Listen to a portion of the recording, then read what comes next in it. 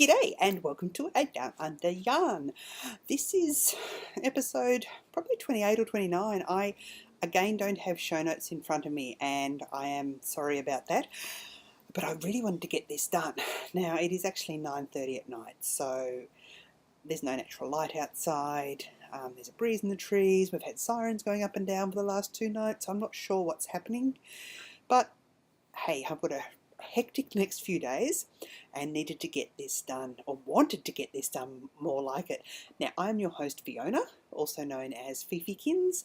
If you find someone on the intertubes called Fifykins, it's probably me. So please feel free to say hello. I have 30 or 40 Rav messages to get to, and some of those are just people who commented on my patterns, but I like saying thank you for that. So I will get to those, and I've got some about Bendigo that I have to get to as well. So yes, today is Tuesday, week that was. It's been an interesting week. I think I recorded on Wednesday.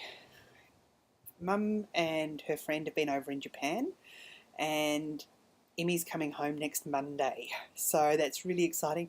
I think she's almost quite excited to be coming home. I'm looking forward to going over there with her later on to see, so she can show me then what it was like and show me the places she went to and the people she met. So that's exciting, and I think it's a bit of a culture shock for my mum. Anyway, apart from that, I've had Jasper's been back at school, so getting all that sort of stuff going. The weekend, what happened on the weekend? Nothing much, I don't think. Something happened, but I can't remember what it was. Anyway, on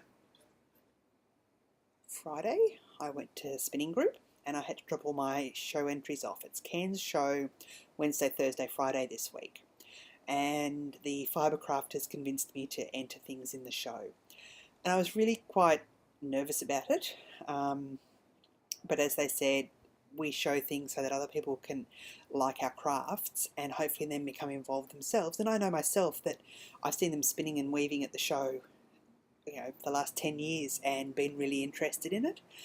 So hopefully some of my pieces might inspire others. I'm not doing them I'm not really entering them to win prizes, and I don't think much of which I've entered is sort of prize-worthy. But as someone else said to me, you always pick holes in your own stuff. So, hey, it is what it is.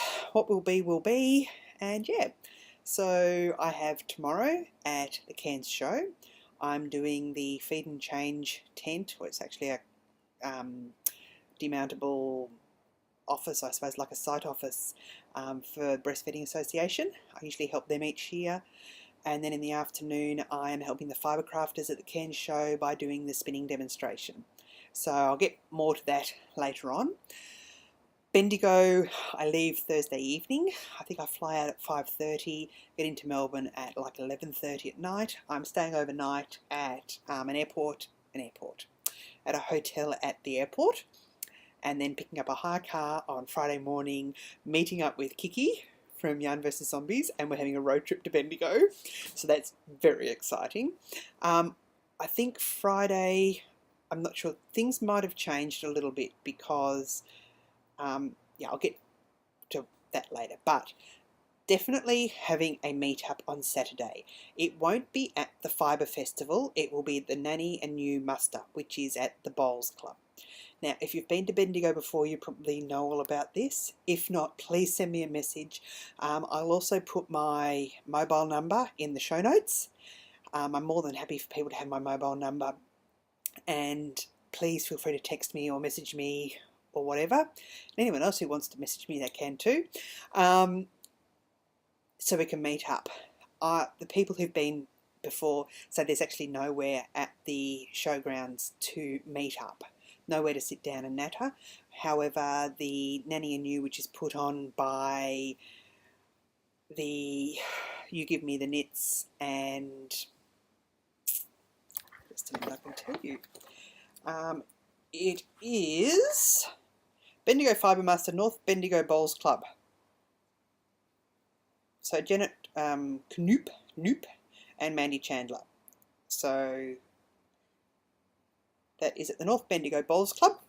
That will be on Saturday. We will be there at 12:30. Well, I'll be there at 12:30. I understand they're having like a stitch and bitch all day, or from 10 till 2 or something.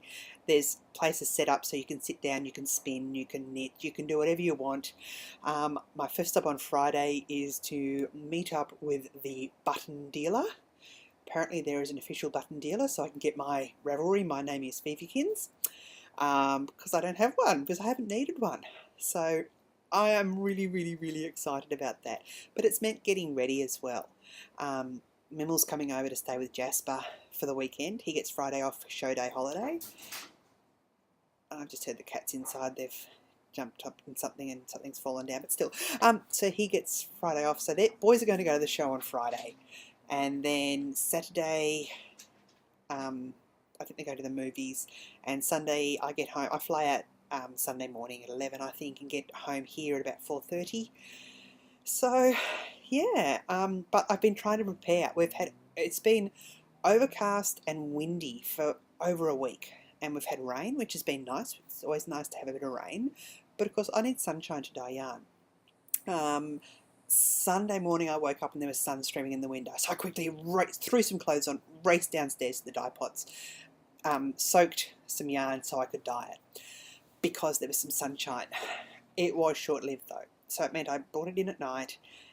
Yesterday, again, there was a bit more sunshine and I took it out, and when I looked at it, there was one that looked like it was okay, and some of my hand painted stuff seemed to have actually, the dye had set in the sun that we'd had, but some of it wasn't, and I thought, fortunately this morning when I woke up again there was sunshine everywhere, so I had the stuff out today and it seems to all be fine. I've rinsed it all and the water's rinsed clear. So I'm now hoping I will have some samples with me at Bendigo. So if you see me at Bendigo, please come up and ask for a mini skein, because I will skein up some mini skeins tomorrow in my spare time when I'm not at the Cairns show to take down and have with me. Very exciting. What else? Yeah, so it's a lot of preparation stuff. I haven't had a chance to have business cards printed. I went to Vistaprint online, and whilst they had a good price, they didn't have the right font that I wanted, and I couldn't add anything like that, and I just, plus it was going to take 2 or 3 weeks, I think, for them to get here. I looked at local people. I know a friend here who's a printer, and I could have gone to him, and in the end I've gone to Officeworks and bought the blanks that I print out myself, because I've got a colour laser printer here. So hopefully everything will just work out. Everything will be fine. I'm going to have lots of fun. I've been trying to work out what I'm going to knit while I'm there. But yeah, anyway, let's get on to the crafting. So, what have I done? I finished my blanket square for a secret project I've been helping with. And that's still in the back of my car. I didn't post it today. I was meant to. That will be posted first thing tomorrow. My bad. Anyway, so that has been done. I have 2 works in progress, I suppose. One is actually a hoe. I have 1 Rockstrata mitt. Now these are by Josh Ricks, who is Sword of a Knitter, SWORD of a knitter. And it's a really, really nice pattern. It's written for worsted weight and 4.5mm needles. I used Aran weight and 5mm needles, and I quite like it. Look, it's quite open because I've got really chunky hands, but I don't really mind. It's a really interesting pattern and really funkily put together. I had trouble in one spot and had to message Josh. I think it might have been that I stayed up till after midnight last night trying to finish the first one. I am using the African Expressions Harmony yarn that I got in South Africa, and the 2 different colours, this is one of them, as you can see there, and that's been fine. The lighter colour, it was skeined badly, and I think I knew that when I picked it up, and as I was casting on, the beautiful Briar in the VKN said to me, "You might want to actually reball that," and I said, "No, it'll be fine." Well, it wasn't. And I spent an hour and a half, 2 hours last night trying to untangle it, and in the end I just said no and cut it, and then I was able to quite easily get the rest of it untangled, but it's meant I've had a few more ends and a couple of times Fiona fail. When I'm carrying yarn, I've carried it on the outside, I knitted around it, so it went, yeah, you know, things like that that only I could do. So it meant I had a gazillion ends to weave in on this, which I have already woven in. I will do the second one possibly at Bendigo. I'm not sure. I don't know when I'll get the second one done, but I do like it. I like the colours. I like the style. I really do. I think it's really, really, really innovative. So well done, Josh. I really like this. And yeah, I feel like my inner rock star with only one mitt. That's a bit 80s of me. Anyway, so that is that. My other work in progress that I have worked on is my Camp Loopy 2 project, which is the Ishbel shawl by Isolde Teague.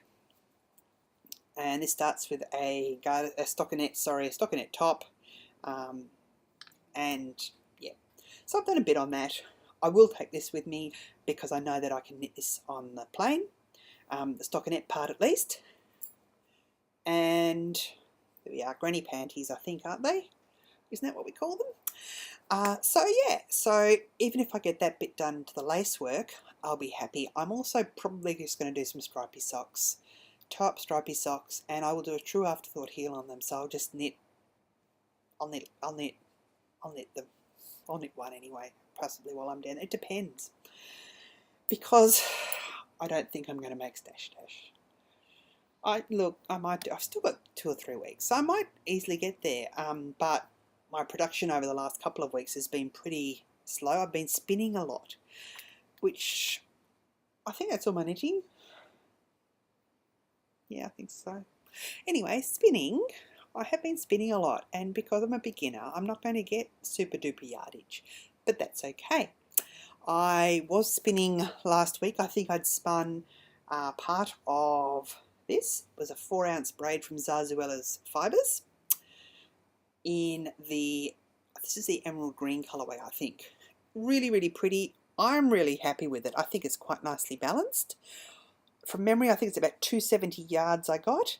And it's thick and thin, predominantly probably a DK weight. And I'm really, really pleased with it.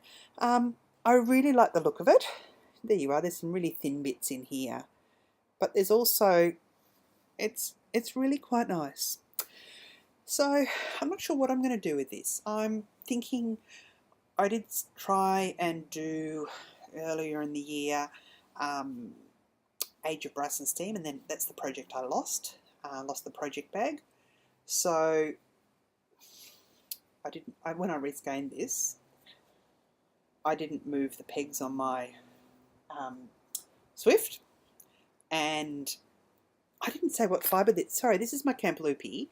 I've got 3 balls of this. Excuse me, not even explaining that.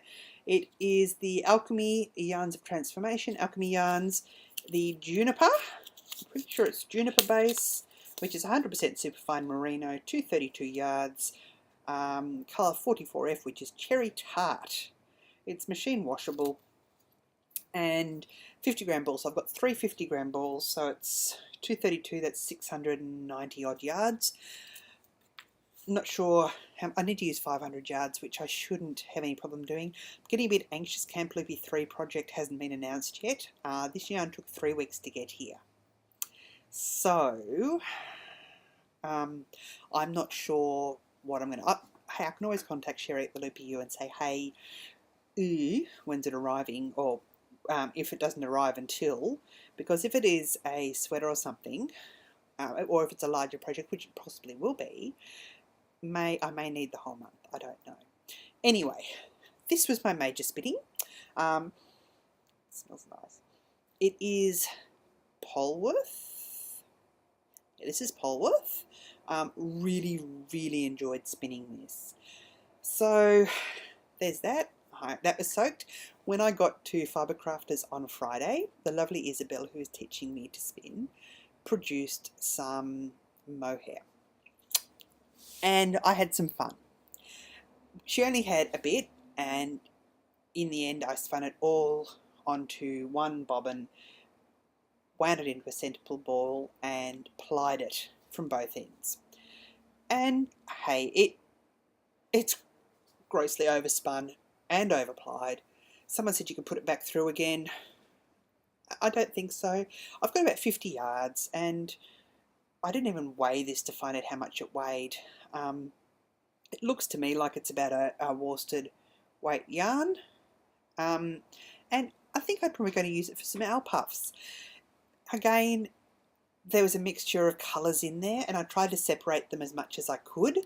So there's some blues and some whites. There's a tiny little bit of pink there, which I quite like, and I quite like the way this has come. I love the feel of the mohair. It was challenging to spin. It kept wanting to fly away, but it's something I've been able to do now, and yeah, hey, not too bad. Tomorrow at the show I need to be spinning for about 4 hours. I need to be demonstrating, which I think is really quite funny. And I thought I could just spin and spin and spin and spin and spin. But then I thought, oh, I could actually do some plying. So I got the 50 gram bump that I got for my birthday from my birthday swap partner. And I decided that I would spin that up. So I've got 2 singles here. You can see I divided it. The way I'm not sure how it was dyed. It's just, or the way it was put together. I'm suspecting it's 100% merino. I'm suspecting it may have been dyed then carded into the braid that it was in, because half the braid was the darker colour there and half the braid was the lighter colour. I had trouble spinning merino, both when I started this on Sunday. This was the one I started on Sunday, and you can see there, I mean, it's quite thin there. I don't know how even it is. At the start, it just kept breaking on me. I think I over-prepped the fibre. I like to try and do some pre-drafting and try and get into manageable pieces, and I think I had it too manageable. It just kept flying away from me. Tonight I had trouble starting it off, but once I got going, it seemed to go a lot better. Sort of peacocky colours. It's called Spearmint, and it is by, it's Magic Merino, 50 grams from Glenora Weaving and Wool. So I'm going to apply this tomorrow at the Cairns show, just so that I can be doing something different. And I'm going to take along, I think I've got some English Leicester that I will take along and start spinning that. Yeah, just to show people how to spin. Of course, it won't be on a wheel that I've ever used before, but that's okay. I think that's all. Now, acquisitions. I heard on Diane of Knittables a couple of weeks ago her review of the Ply magazine, and I thought, wow, and the way the article she was talking about, I thought I really would like to read them. So I looked into it and decided that it was a business expense and I could subscribe. So I subscribed to Ply magazine. And my first edition arrived yesterday. It actually arrived on Friday, but I didn't get to the post office until yesterday. Now, if you are after a review on this, may I suggest you go to Heather from Highland Handmaids. Heather has the Fiberista Files, is her podcast, and she did the most amazing review on this last week. It really was very thorough, more thorough than I could be. I've gone through it once, and it's too much information for me to take in all at once. So, of course, I'll be taking this with me. Now, when it arrived, when I picked it up at the post office, there were 2 packages, both from Ply magazine. One was dated the 1st of July, one was dated the 3rd of July. Now, they got here in extra quick time, so I'm absolutely thrilled by that. And there were actually 2 copies. So I emailed JC Boggs and said, would you mind if I gave one away on my podcast? And she goes, that sounds great. So I will be opening up a thread for the Ply magazine, and I'm willing to send this anywhere in the world, and all I want you to do is post a photo of some spinning you've done during the Tour de Fleece. I think I've been mainly posting in the Teeny Tiny Rookie Zombies group team, and that is with Yarn vs Zombies with Kiki and a whole lot of other great people there. However, I know when I go to enter the daily drawing threads, I see different projects, and I know that other people have been spinning because it comes up in my Ravelry feed.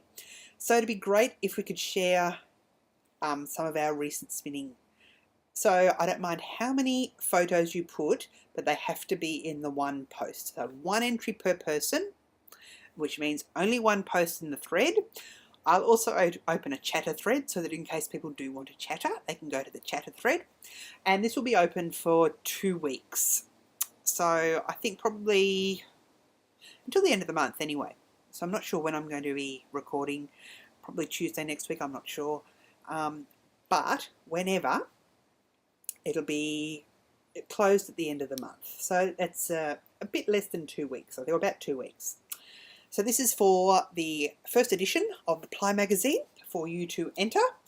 And as I said, this is just amazing. All you have to do is, and it will be the unread copy I let you send to you as well.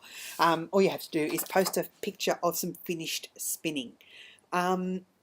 If you aren't a spinner yet and are interested in spinning, please enter as well.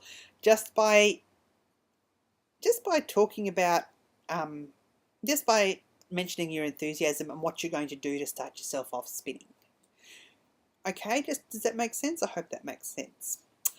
I'll put it all in a thread anyway. Now, the reason things may have changed. I have been looking at getting my own spinning wheel. My tax return is due very soon, and it's going to be quite sizable this year because I only worked for half the year, but tax was taken out as if I was to be working for the whole year. So it means that I will be in a much lower tax bracket than what originally was planned. So I thought I'm definitely going to have enough in my tax return to get a spinning wheel. And then I started looking and I started asking people. And I don't think I spoke with anyone who's been dissatisfied with their wheel. So that tells me that probably I'm not going to get anything that I'm not happy with. I'd be quite unlucky to do that. I've had a number of people who've given me advice on my height. I'm 5'9", and some of the spinning wheels are quite low and have low orifices. As someone else said to me, you don't actually spin at the orifice, you spin back from the orifice. So if the yarn's angling down, it's not necessarily going to be a big deal. Pardon me. So then I thought I'd do some inquiring. The Australian dollar has started crashing, as we know. Well, it's gone down. I mean, it was $1 and $6.07 only 6 weeks ago, and now it's down to 90 US cents. So for every dollar I spend Australian in the US, it's going to cost me $1.10, $1.15. So that means that wheels are going to cost more if I get them in from the US, and I'm going to have the postage as well. Now, because the wheels are on the border of the export-import limit, it means that if I ordered a wheel and wanted to get accessories with it, it would probably take me close to the $1,000 mark Australian, which would then attract import duties for me to pay. So I started looking at New Zealand wheels, and I've looked at, and then I thought, if I'm paying that much, I could probably get a Major Craft. And I looked at them, and I've got friends who've got them who rave about them, and I thought, my main thing is I want a wheel that is portable. I have been spinning on an Ashford traditional, and every time I put it in the car, I've got a hatchback, I have to put the seats down, I have to get the, you know, when you open a hatchback and it's got the bit that flaps up, I have to take that out so that I can put the wheel in. It's a hassle. The drive pan comes off every time. But hey, it is what it is. So I want something that's portable that I can just put on the back seat of the car or in the boot or something. And I knew when I'd started looking before we went to South Africa that there was someone down south who was stocking shacked wheels. And when I went to her site again, I saw that she had accessories for some accessories for shacked wheels, but no actual wheels. So I emailed her and I said, look, have you stopped stocking them? What's the go?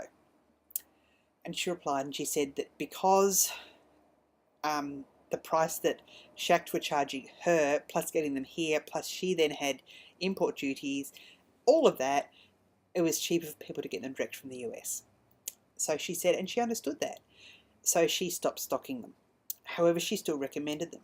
She then went on to tell me that she had a sidekick that was ex-demo that had only been used to show people, basically. So as new. If I would be interested. So I asked her if she was going to Bendigo. And I said yes. And she said, what other wheels are you after? What other wheels are you looking at? And I said, look, the Lendrum. I'm really, really interested in the Lendrum. And she said, I've got a Lendrum. It's my go-to wheel. I love it. If you're looking at a Lendrum, get a Lendrum. So then I talked it over with Memo. And I said, look, this is the story.